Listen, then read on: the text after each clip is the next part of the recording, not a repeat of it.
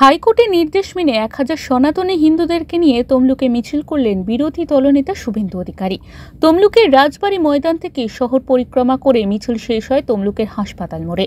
সেখানে পথসভা করেন তিনি এবং বলেন, সামনের বিধানসভা নির্বাচনে কমপক্ষে 180টি আসন চাই। এদিনের মিছিলে শুভেন্দু অধিকারী, দিব্যেন্দু অধিকারী এবং বিভিন্ন সাধু সন্ত এবং দলীয় কর্মী সমর্থকেরা মিছিলে যোগদান করেছিলেন।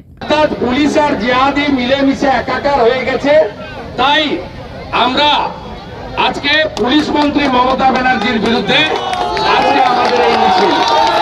এবং বাংলার সনাতনী সমাজ তখনই মুক্তি পাবেন যখন মমতা ব্যানার্জি প্রাক্তন হবে। এই জেলায় মমতা ব্যানার্জিকে আপনারা হারিয়েছেন। এই জেলার 2টো লোকসভা আসন নরেন্দ্র মোদীজিকে দিয়েছেন। শপথ নিন, আমরা দেব 16, রাজ্যে হব 180 অন্তত, এবং মমতাকে প্রাক্তন করব। ব্যুরো রিপোর্ট, ওঙ্কার বাংলা।